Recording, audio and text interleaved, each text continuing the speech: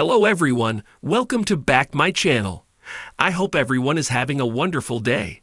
Before starting the video, please go ahead and hit the subscribe button. At the hospital, Isaiah asks Willow if she's ready to head into battle and that, hopefully, the ER is quiet tonight. Trina sits alone in her apartment and has missed calls from her parents. Kai knocks on the door to see if she's okay. Trina calls out that she's fine and just needs to be alone. Kai talks through the door and says he gets it, and when she is ready not to be alone, he'll be there for her like she was for him. He leads a gift bag, but Trina opens the door and says perhaps she doesn't want to be alone. Trina invites him in, and they sit down. She tells him about Spencer. She explains she's moving on, but Emma's gift triggered her and brought her grief back. It sneaks up on her every now and then. She fills him in on her and Spencer's story, and that he died saving her life. Trina feels she's taken this to a dark place, but Kai insists he wants to know all of her, even the dark and depressing parts. He says the more he gets to know her, the more beautiful she is, and they kiss.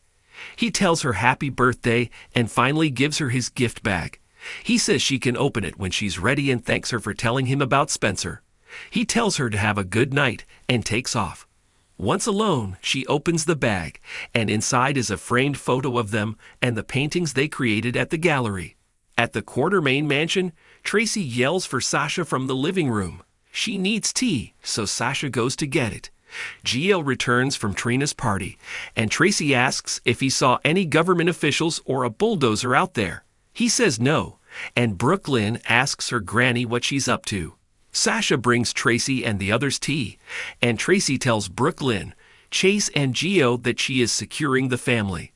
And this thing with the family crypt has gotten out of control.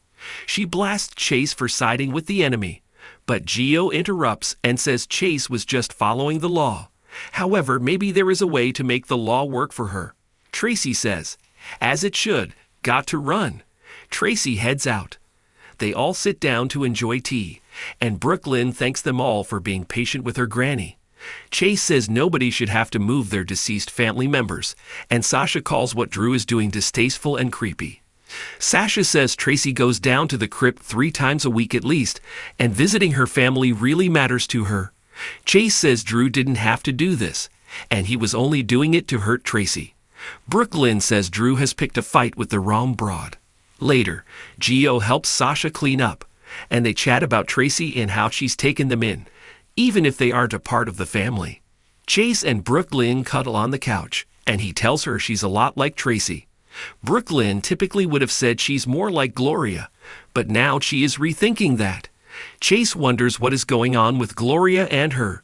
She shuts all the doors for privacy and tells Chase that her grandmother knew about her pregnancy. She explained that her mom confided in her grandma and that they kept it from her. Brooklyn feels she should have been told about this, and then tells him that Lulu knows the truth as well. All she knows is her mom talked to Martin about her baby and Lulu found out. Chase wonders why she was talking to Martin, and if she could be looking for her baby.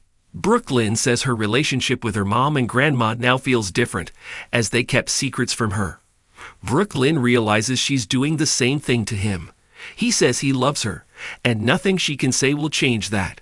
She prays that's true, and never told him who her baby's father was. She tells Chase that it is Dante. Martin drops by Laura's place to check on his sister, who must be relieved that her granddaughter is home safe. He thinks things are starting to look up for their family. Laura hopes Lulu can get to know Martin now without the shadow of Valentine looming over them. There is a knock at the door, and Laura isn't expecting anyone. It's Anna and a federal marshal. Laura asks what is going on. Anna explains they are here to serve an arrest warrant for Martin. Martin says he hasn't done anything wrong. And what is he being charged with? Anna says, apparently, he's being extradited to California for failing to pay alimony to one of his ex-wives, whose name is not listed on the warrant. Martin says he's not behind on any payments. Tracy shows up to gloat, and Martin realizes this is all Tracy's doing. She admits it is. Jason drops by Sonny's place with news on how things went in Buenos Aires. He tells Sonny it was Valentine who led them to Argentina, and he had planned to hand Charlotte over, but he was expecting Lulu. Jason fills him in on the WSB kill squad and that Valentine escaped. They discuss the suspect who bombed his penthouse and that there are no new leads.